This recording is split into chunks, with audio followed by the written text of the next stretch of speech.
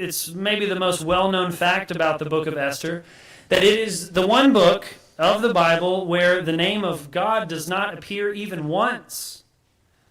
But some people have thought that to be a flaw. In fact, two of the great reformers, Martin Luther and John Calvin, they really hated the book of Esther. The reformer Martin Luther wrote extensively about how he wished it had never been given to us.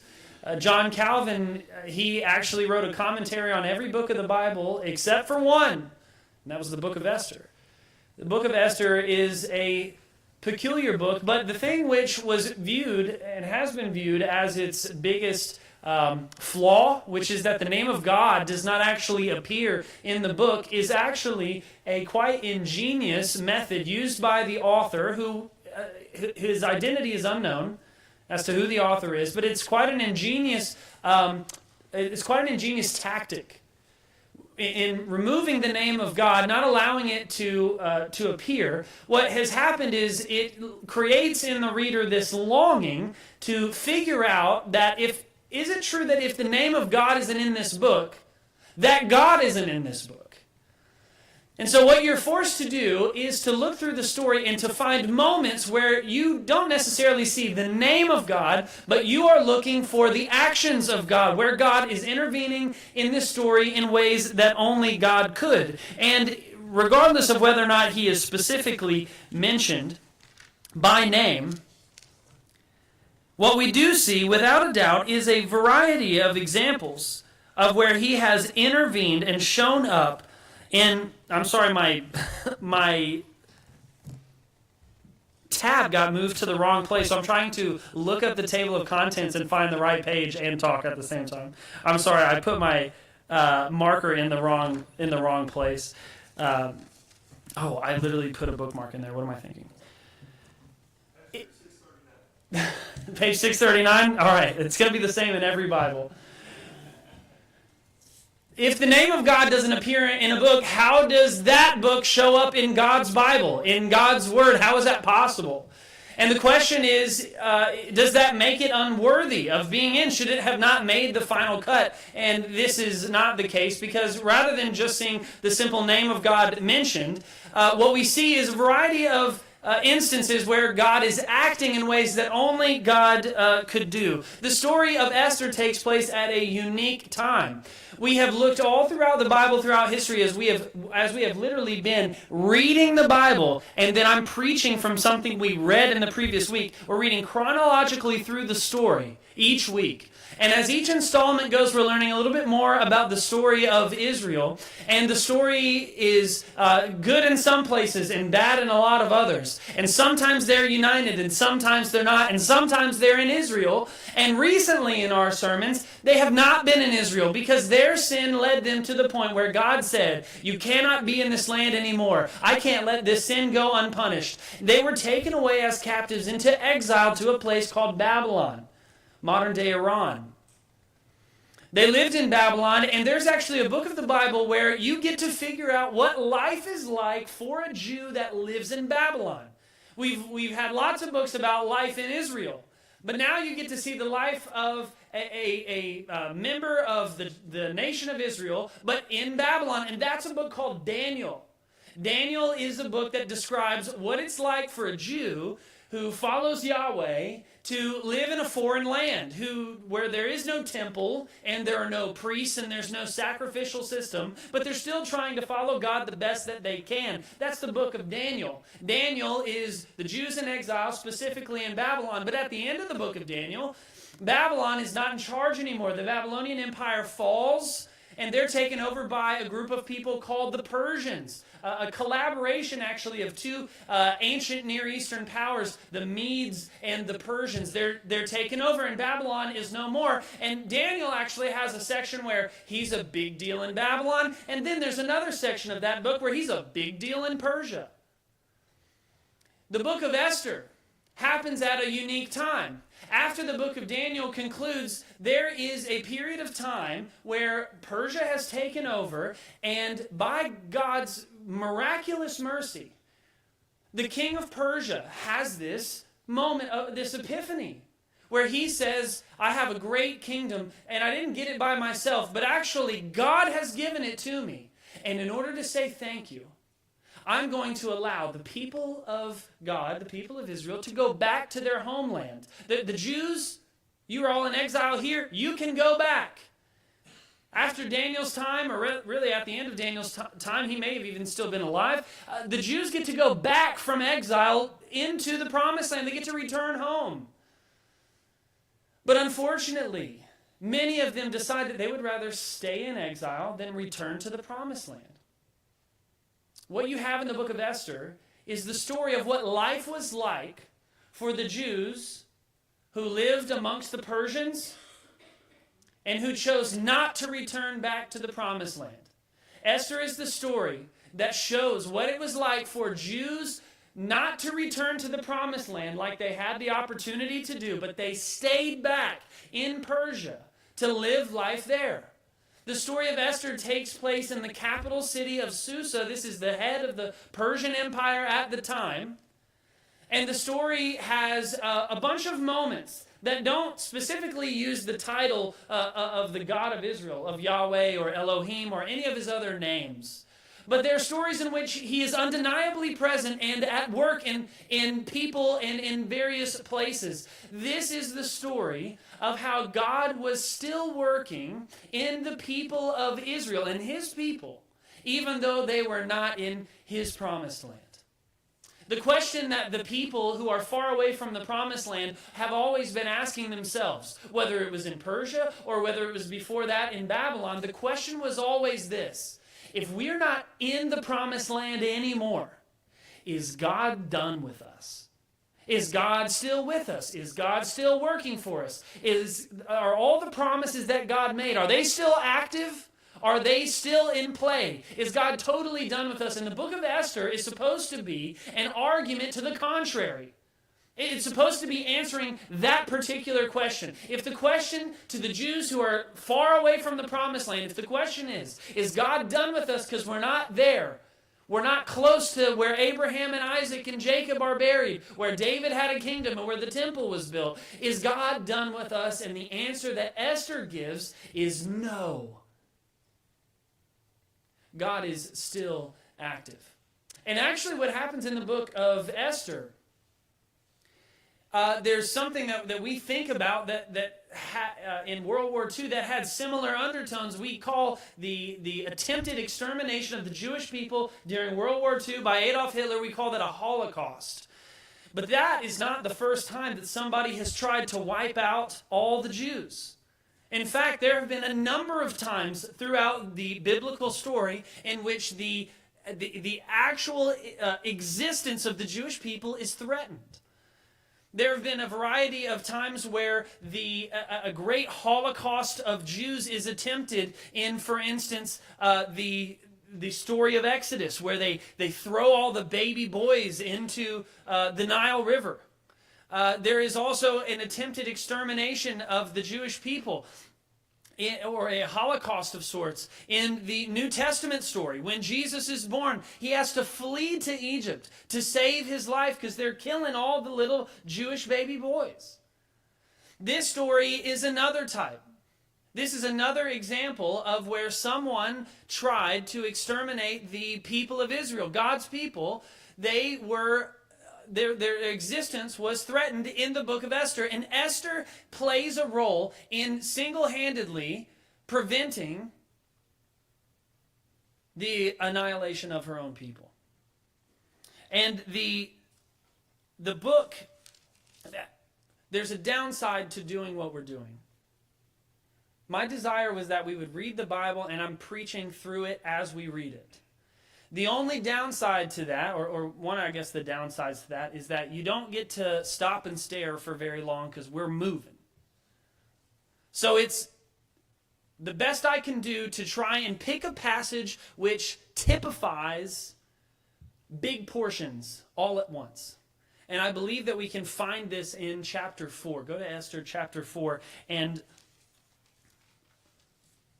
look at verse 12. Now, the important thing to know, as we get there, there are a couple of main characters in this story. This is a narrative story.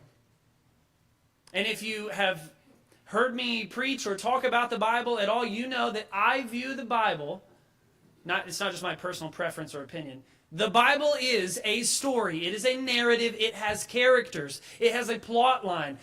But it's different than literature that you and I may be familiar with in some ways. But it's the same in that it has stories and characters that move the narrative along. And there's a couple that you need to know for this to make sense. Firstly, is that they are in Persia, and there is a king, Ahasuerus. I'm just going to call him the king because he's the only king that matters for this part of the story. There is a king of Persia, and he is a drunk, and he is megalomaniacal, he is narcissistic. He is the kind of bumbling, and he's pretty easily manipulated. There are two kind of protagonist characters. One of them is named Mordecai. He is a Jewish man who has some notoriety on an official level. He's a Jewish man who is the uncle of a young woman named Esther. Esther is a beautiful young Jewish girl who becomes the central kind of hero in the story. Obviously, that's why you get your name on the top of the book. But then there is one other character that's of vital importance, and that is a man named Haman. Haman is the conniving villain. He is cunning, he is crafty, he is intelligent, and he hates Mordecai and his people, Mordecai's people. And the story tells you why Haman hates Mordecai specifically. But in general, Haman's people, Haman is from a group of people called the Agagites. The Agagites hate the Jews. So Haman hated Mordecai, but even beyond that, even beyond their personal squabbles, his people hated Mordecai's people. Those are the main characters of the story. And leading up to this passage, what has happened is that Mordecai overhears, during a banquet, two guards talking about how they were going to assassinate the king. He goes and tells the king and thwarts the assassination. Well, as he does this, there's a banquet that's happening. And during that banquet, the king is not assassinated, but he continues to have this banquet. And during the banquet, he wants one of his wives to come out, the main wife, the head of his harem, Queen Vashti, and she's supposed to come out and show everybody how beautiful she is, and she says no. She doesn't want to do that. And so he fires her. She is no longer a wife. Maybe she survives, maybe she doesn't. The point is that now there is a vacancy, and he needs to fill a spot. And so he has an America's Next Top Model of who gets to be my wife. Through a series of events, Esther wins. She is now made to be one member of the king's harem. She is chosen, she is taken from relative obscurity as a young Jewish woman, but very beautiful, and taken into the king's palace, and she lives there. And sometimes, if he wants, she has access to the king. Mordecai and Haman have their hatred for one another. Through a series of events, Haman decides that he wants to kill Mordecai and his people. And what ends up happening is that while the king is drunk one night, Haman goes into the king and says, "You know who I hate? I hate the Jews. And I think that you should take your very powerful signet ring, and that you should give out a decree that all the Jews are to be killed. And that you should seal it with your signet ring so that it cannot be undone." And the king says, "All right, I'll do it." He says, "When should we do it?" Literally, Haman takes a dice, like a pair of dice, or I guess just one die, and he rolls a die. And that's how he figures out when they're going to kill all the Jews. 11 months. In 11 months, all the Jews are going to be killed. That's when we're going to do it. And he signs it with his signet ring. And the word goes out, and everybody is afraid. This is how Haman is going to have his revenge. This is how it's going to happen. Mordecai and Esther, they're Jews, but not everybody knows. Mordecai has communicated to Esther that this decree means the end of our people if we don't do something. So they're at the face of what literally is a Holocaust that is going to happen, and the timer is ticking. It is 11 months from now, which our people will be exterminated. We will be extinguished and annihilated if something doesn't change. That is the oncoming crisis that cannot be changed. We must do something about it, and that is the story which we arrive, is the discussion between an uncle and his niece about doing what they can to try and save their people. Look at chapter 4 and verse 12. And they told Mordecai what Esther had said, and then Mordecai told them to reply to Esther. Do not think to yourself that in the king's palace you will escape any more than all the other Jews.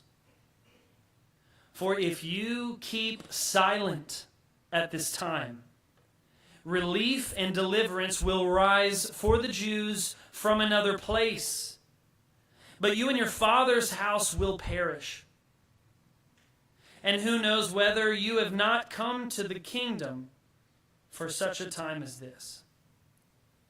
Then Esther told them to reply to Mordecai, Go, gather all the Jews to be found in Susa and hold a fast on my behalf, and do not eat or drink for 3 days, night or day. I and my young women will also fast as you do. Then I will go to the king, though it is against the law, and if I perish, I perish. Mordecai then went away and did everything as Esther had ordered him. And the reason I picked this section of the book is that the story of Esther and the result is, obviously there are still Jewish people, so we know they did not succeed in a Holocaust of the Jewish people. What interests me, what really stood out to me as I studied this passage, was not necessarily just telling the narrative story to say, the result is that Esther saved the day, because they made a VeggieTale movie about it. We know that she saved the day. The VeggieTales movie was a lot more PG than the real story. There wasn't as many murders and debauchery as there is in the real story. They made a VeggieTale about it. We know what the result is. My interest is looking not just at the result, but for myself and for us as people. I'm actually interested in looking at the way they made the decision on the front end to take a stand. I like that the result played out really well. That is good. But what is interesting to me is not the finished result, but the decisions at the start. How do you decide you're going to do a thing? How do you decide it's the right thing to do? How do you decide you know which direction you're going to go, so much so that you say, I'm going to walk this path, even if the destination at the end is the cost of my own life? I'm actually interested not just in the result historically. Yeah, she saved the day, and that's amazing. God used her in an incredible way. But I'm actually interested in what came at the front end of that process. I'm not just looking at the result, but I'm looking at the initial decision. How is it that you and I can make a decision today that will prepare us, that will set us up to be in the right place at the right time and have the right mindset to face down an incoming crisis and to handle it the right way, whether we know what the outcome is going to be or not? How do we make a decision today to become the people, to make the decisions, to live the lives that will prepare us for that moment? Well, first of all, I'm reminded over and over again of a little thing my mom did when we used to live in Robertson County. We used to have what my mom started, she called M&M Club. Missionaries and Ministry Club. That's what she called it. M&M Club every Wednesday night. She used to do it, and what they would do, her and a group of ladies would have cards of missionaries, little prayer cards, and you would take the cards of the missionaries, and each week we would talk about them, about what they do, about their lives. And some of them were real-life missionaries that we knew that were on the field right then, and some of them were stories about missionaries who had come before, kind of in the early pioneering days of missionaries, and a lot of them in like the 17 and 1800s. Those are the stories that I'm reminded of as I start thinking, hey, Esther's at the precipice of making this decision to do an incredible thing for God. When I think about people to whom I can look, examples that I can follow of people who said, I'm going to do a thing. I made a decision on the front end. This is how I'm going to live. This is what I'm going to do. This is how I'm going to believe. This is what I'm going to think. And the results are going to be whatever God turns them out to be. But I'm interested in the front end decisions. And I can't get out of my head the stories of missionaries all throughout history who have made the call that I'm going to set aside things in my life that I could have that are not inherently bad things. Things that I could have so that I can do something for the Lord. A few weeks ago when I was preaching through Lamentations, I read a book called A Path Through Suffering by Elisabeth Elliot. Anybody ever heard of Elisabeth Elliot before? Elisabeth Elliot is famous because she was a missionary in Ecuador, but not just that she was a missionary in Ecuador, she's famous because her husband in the 50s, I think, went to an uncontacted tribe in the jungles of Ecuador. And the very tribe that he went to try and share the gospel with, warriors showed up on the beaches where they had landed their small little aircraft, and they speared them and him and his 4 co-workers through the heart. Killed them, murdered them on the spot. Elisabeth Elliot, even in the face of the murder of her husband, went back to those people and moved in with them and lived out her whole missionary life trying to evangelize the murderers of her own husband.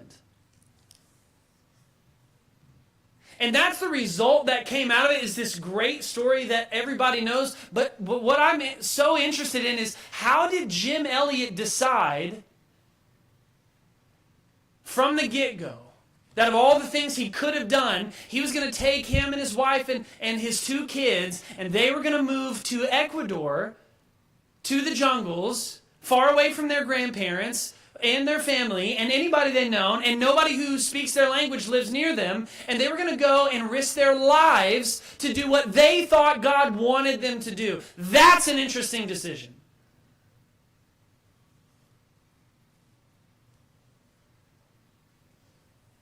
This week I was thinking of another great story of someone who had a similar mission in William Wilberforce, who basically took on the entire British Empire, saying, I am not going to allow us to continue slavery, even if it costs me my own life, even if it's all the hardships that you could ever endure. I'm going to stake my life and the things I could have for this one cause because it's the right thing. That's a decision that I'm interested in.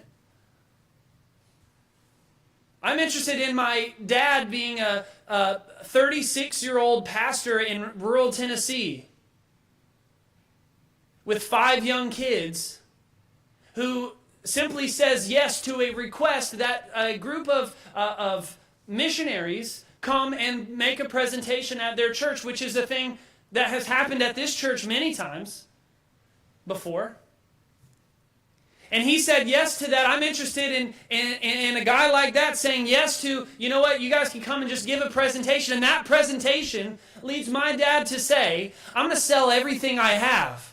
For 2 years, I'm going to go on the road. And for over 100 Sundays in a row, I'm going to ask for help, for money from different churches every Sunday for 100 Sundays, so that they can support us, so we can go to this foreign nation that used to be part of the Soviet Union And I can take, in my mid to late 30s, my 5 young children, and we can start a whole new life there so that we can train pastors, local pastors, to lead local churches. That's a decision I'm interested in.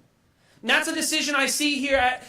We can look at Esther as if she's just the result, but I'm interested in the decision that led to that result. I'm interested in being a person who says, I don't know how the final thing is going to play out, but right now I'm willing to make a decision to say no to something so I can say yes to something else, to say I'm willing to pay a certain price so I can do certain things for God. I'm interested in that, and I think that's what Esther does here. Firstly, in the face of a big crisis, in the face of a big decision here, you can be one of two people. And I feel this as growing up as a missionary, growing up overseas, and having a lot of friends who do this, this is what I see. There are two different roles that you play in the process. You can be the person going. That's Esther. She's going to be the one doing it. Mordecai needs somebody to go to the king and make the case that you can't kill all the Jews. Mordecai can't do it himself. He can't go get an audience with the king. It's not how the world works. Maybe Esther can. You can be the person going. But there is another role. And this is maybe even, in some sense, this can be more difficult in your life. It can have different difficulties. You can be the person guiding. That's Mordecai. Mordecai knows that a thing needs to be done and he can't do it himself. He has to accomplish it through somebody else. In your life, you may be a parent and you may have children who, when they're young, you can parent one way because they're tiny and they don't have any money or cars or anything. They can't go anywhere or do anything that I don't say or allow them to do. It's hard in some ways and it has its benefits in others. They can't go anywhere that I don't take them. And yet you may get to a point now where you have children that are older, or in fact maybe you're a grandparent and your children are full-grown people with their own children and grandchildren. How is it that you can work to accomplish some godly outcome in their lives? You can't do it yourself. You can't force it. You can't make it happen. You got to work through them. Those are two different roles that happen in this story. A great thing needs to be accomplished. Mordecai can only guide somebody. He can only act in an advisory, assisting, and support role. Esther can go. She can do it. And those are two options where you may be able to serve in one of those two situations in accomplishing great things for God. Mordecai is making a case that he begins in verse 13. Do not think to yourself that in the king's palace you will escape any more than all the other Jews. Esther is sitting there thinking, if I do what you say, if I go to the king and I make a case that we should not be exterminated, if I even show up before him and he didn't ask for me and he's mad at all, and he's a pretty temperamental guy to be honest, if I go up there at all, it could be the end of my life. Or I could say nothing and I'll probably be okay. This is part of the calculus you make when you decide to do something great on behalf of God. Is you got to say, my life right now is pretty okay. Maybe in some ways you're not a person who identifies with somebody who's coming up out of the slums who had nothing, and God saves you from these incredible circumstances and uses you for some purpose because you go, my life's not even that bad. I'm not homeless. I'm not riddled by addiction like some people are. My life is actually okay. In order to do a great thing for God, I would have not to say, well, I have no other choice but to go to God. In some ways, it's kind of hard when you do have a choice of what you consider to be a pretty decent life. Choosing to say, you know what, my life is pretty comfortable and okay. I'm going to opt into setting that aside.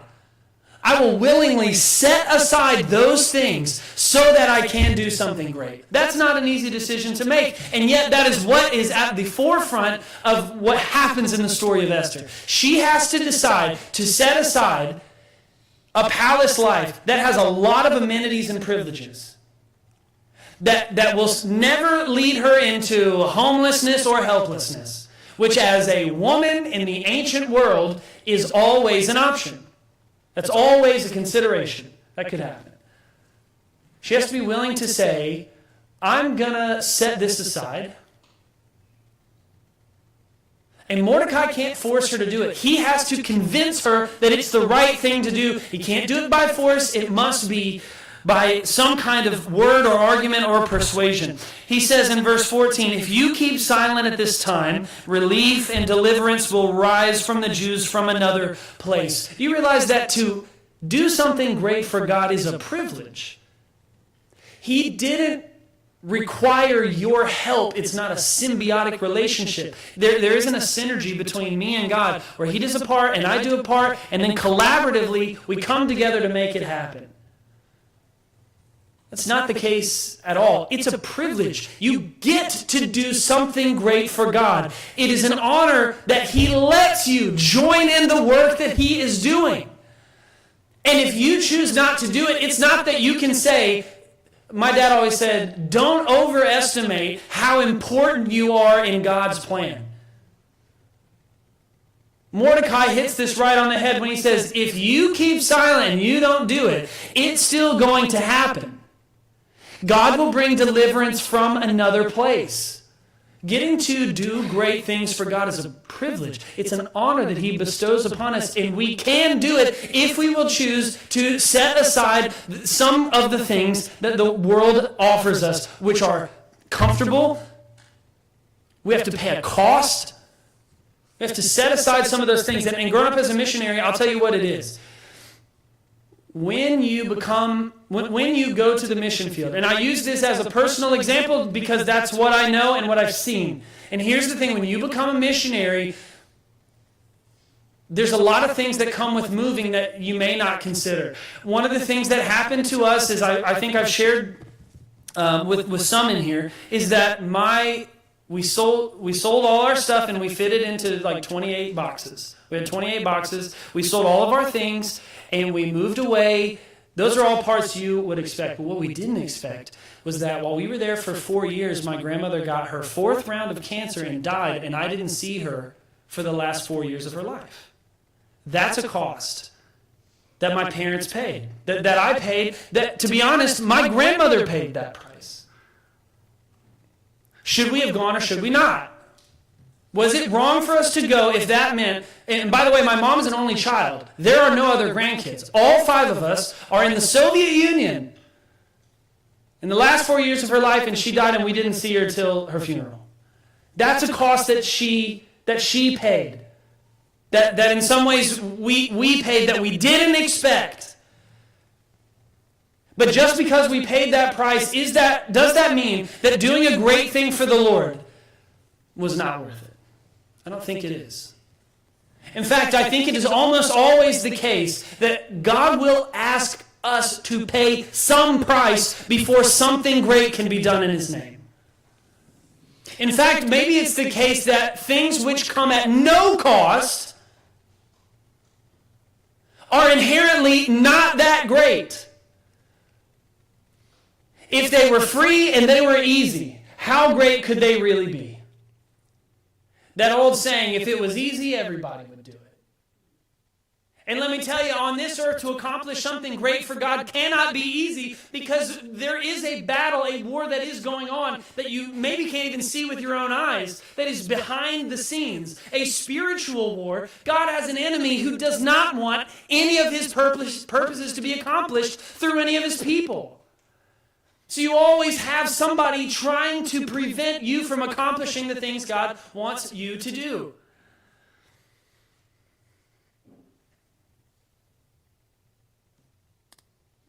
When I had a sneaky suspicion, I had heard the talk that the phrase which appears in verse 14, which says, and who knows whether you have not come to the kingdom for such a time as this. That phrase, for such a time as this, is like the most popular phrase to be used at like women's conferences and stuff. Men's Bible conference is like, you're nothing. You're a loser. You got to get your life right. You're a bunch of debaucherous sinners. You got to get your life right. Women, it's like, you were chosen. You radiate life and love. It's like a totally different vibe. And I had a feeling, I had heard the kind of jokes about that, and I had laughed or whatever. So I like just looked up like sermon on, and I typed in that phrase, for such a time as this. It's all like women's, like it really was like all women preaching at women's conferences or whatever. For such a time as this, it's Esther being placed providentially in one spot to accomplish one thing. And out of her whole life, I don't even know how long she lived. There's no record of that. But she's pretty young. The only thing we really talk about in her life is this thing. Out of all the things that she did in her life, out of all the things she accomplished, whether they were good or bad, we only really talk about one thing. And that one thing, the legacy that she left, is the one the Lord accomplished through her. And your life, you're going to have to figure out what it is that you want to leave behind. What kind of legacy will be left. It's not if you're leaving one. You are leaving one. It's just, is it good or bad? When you pass away, are people going to be grateful that you're gone? Is life going to have been easier without you than with you? Are you going to leave in your wake a path of fire and destruction? Or are you going to be the kind of person who leaves a legacy in Christ that represents what God can accomplish through one person? I mean, what kind of legacy is it going to be? And it's up to you to say, not, well, hey, tell me what we're going to accomplish at the end. You don't get to negotiate like that. You don't get to say, I'll live a life for the Lord if you tell me how it's all going to play out at the end. My dad didn't get to say, I will sell all my things and move to Kazakhstan so that, if only you would tell me, how many pastors are we going to train? My dad flew home from Kazakhstan yesterday. He still goes. We started in 2006. He's still going training pastors. He didn't negotiate and say, well, you got to tell me how long. And you got to make sure you tell me, are any of my relatives going to die before they see their grandkids again? Because if not, I'm not willing to pay that price. You don't get to negotiate. You get to make a decision on the front end. I'm going to live for the Lord. I'm going to make a decision to follow him. And then you get to be along for that ride and that journey. And each day, step by step, you follow what he says to do. And that's what we see Esther do. Verse 16. And this is maybe the best advice that I've ever received, that I could ever give, about making difficult decisions for the Lord. What did they do? She has a tough decision to make. The price is high.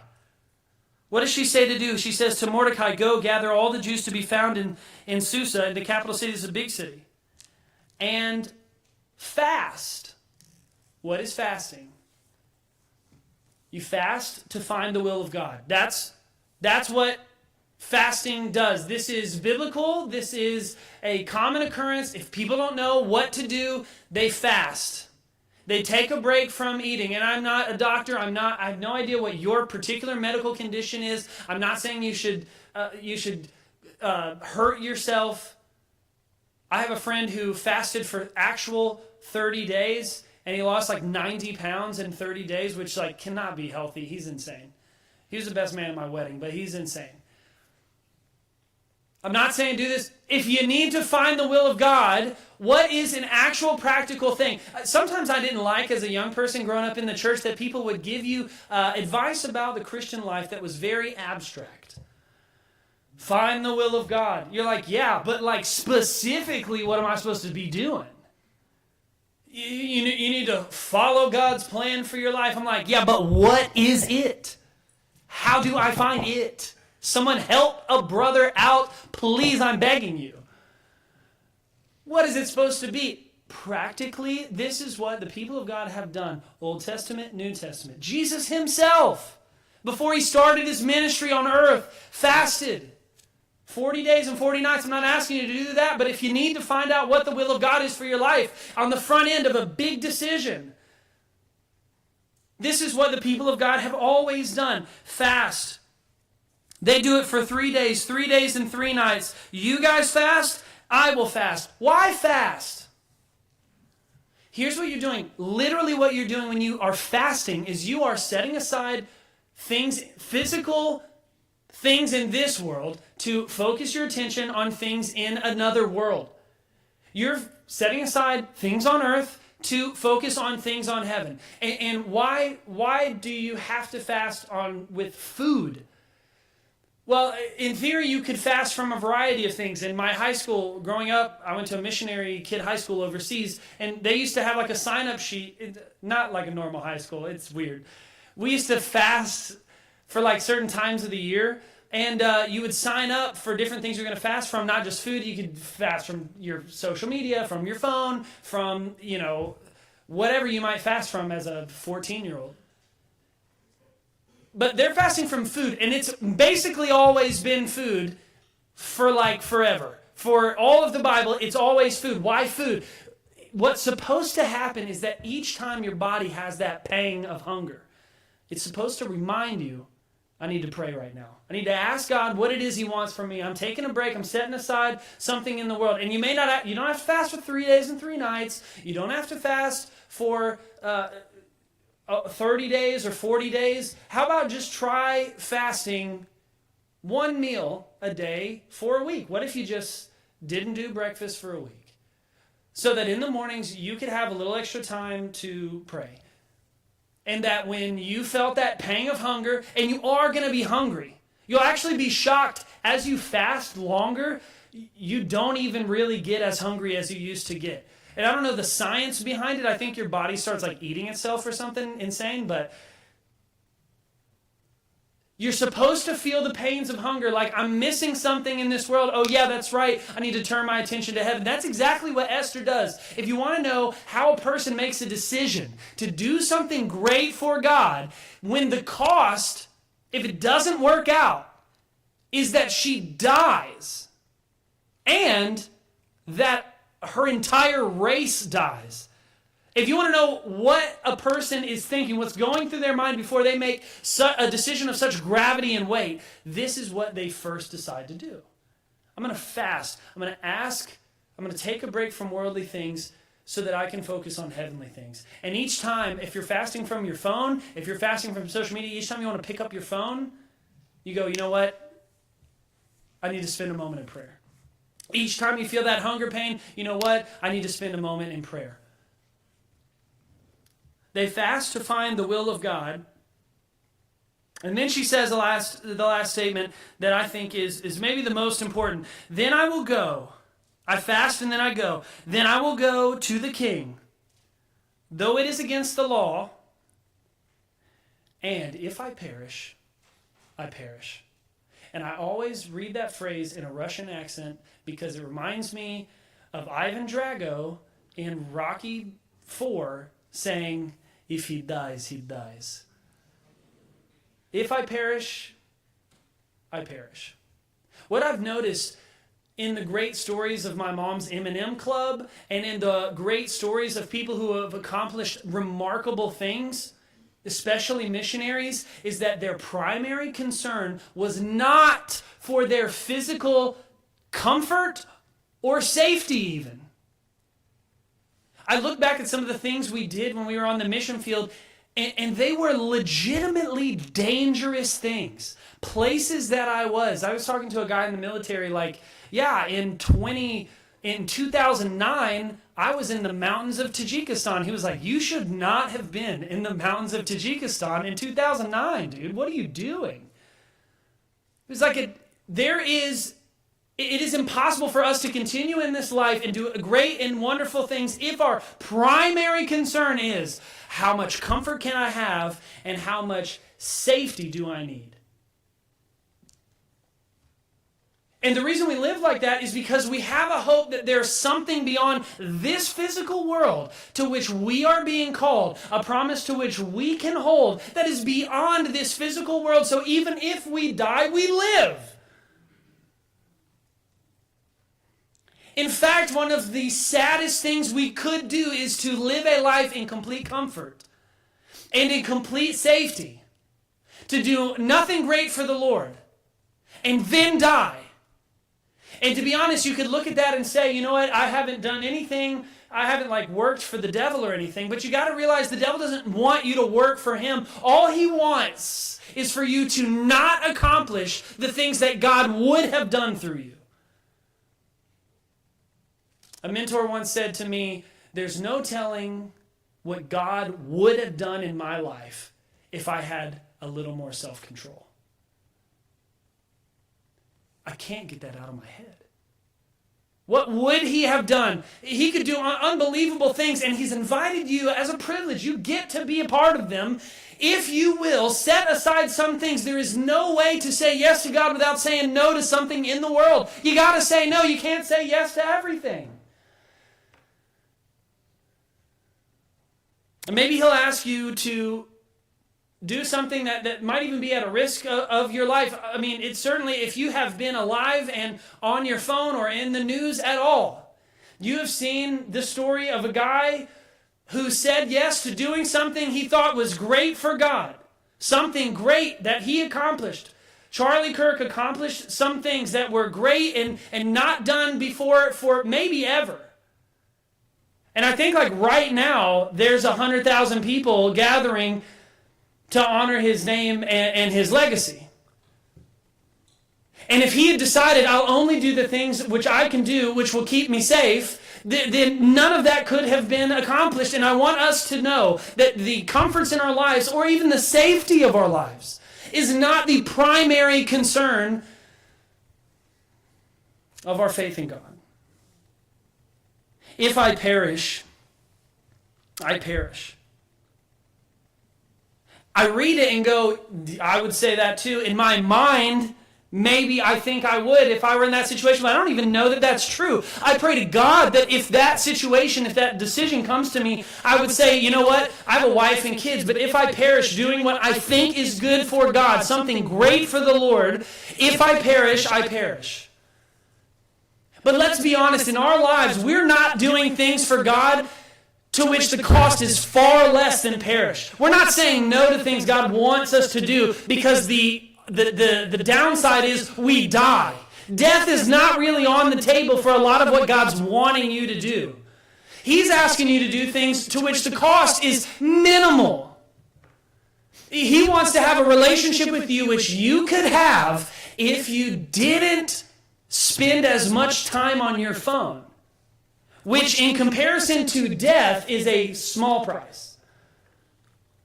But to be honest, it's a price.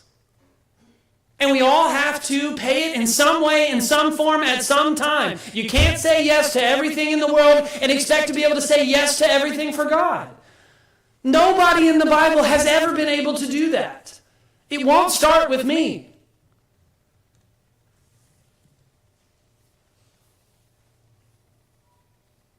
I want to do great things for God. I want our church to do great things for God. I want our church to expect that God's going to work through us in such a way where we take on tasks that in our own power seem like impossible for us to do unless God steps in.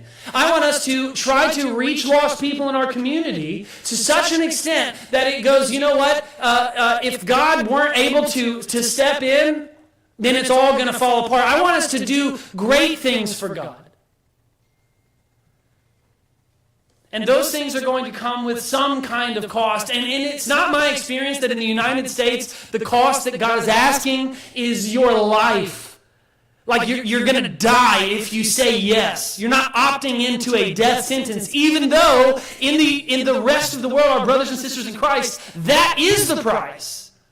I get mail every month from Open Doors Ministries, which tracks Christian persecution on the planet. People are dying. People are saying yes to God and dying. That's not what he's asking for us. He's not asking for your life like someone's going to take it. He wants you to willingly give him your life in service, and he'll do something great with it. Jesus says in the New Testament, no one takes my life from me, but I willingly lay it down so that I might take it up again. And that's the promise that's given to each of the followers of Christ. You give willingly your life to God. And he will give you back a life that has a legacy and a meaning that only he could endow it with. And then you will die, and you will get another life that was greater than anything you could have imagined. And you won't live far from God. You will be so near to him that you can see his face and you can hear his voice. And he has a house that he's preparing for you to be there if only you would believe. Believe that God is doing great things and that he wants to do them through you. You can guide somebody to go there. You can go there yourself. You can fast to find his will. And if you desire comfort and safety primarily above everything else, not only for yourself, but I'm talking about for your family and your children as well. That if that's your number one concern for your whole life, that the Lord, you're going to have put some kind of limit on what he's going to do. God, I can't do this, it'll be uncomfortable. Well, then you can't do it. And my prayer is that we would not be sucked in to an idea that the people around us would, maybe themselves, they're living out and they can do whatever they want.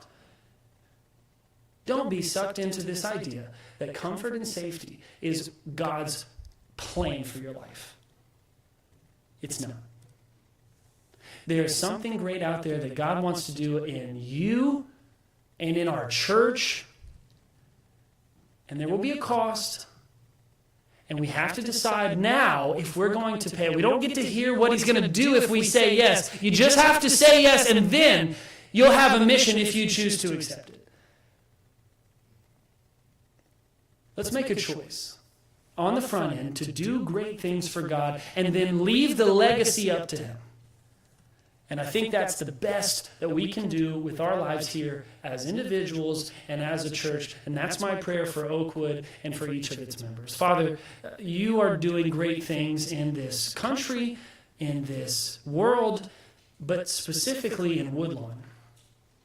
And you put an embassy of heaven at 2551 Church Lane, and we get the privilege of being used by you to do something. And may our desire for comfort or for complete safety, for the preservation of our preferences, may that not overtake our desire to do great things for you. It's a privilege to be used by you and to get to serve with you and to be used for your kingdom, and I ask that you would help us to prioritize that over everything else. And God, if we do that this week and next week and for the rest of 25, and then through the rest of the 2020s, and then through the next 50 years, through the next 60, 70, 80 years, however long before you come back, God, if you would just give us week by week, day by day, the faith and the courage that we need to say yes to whatever you're going to do through Oakwood so that this church and its impact can long outlast the lives of everyone in this building. That's what I want for our church. I want to be used by you to do great things for your kingdom. And I pray that you would help us to prioritize those things over anything else the world would try to tempt us away with. And I pray this in Jesus' name. Amen.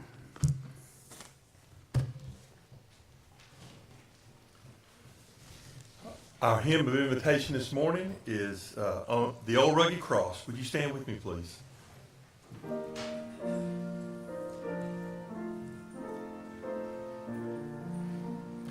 On a hill far away stood an old rugged cross, the emblem of suffering and shame.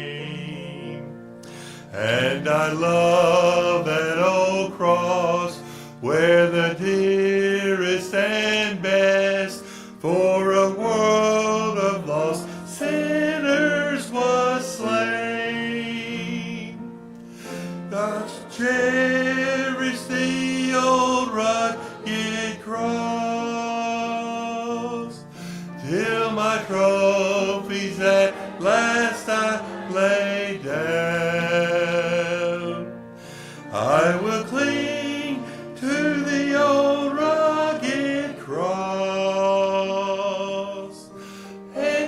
change it someday for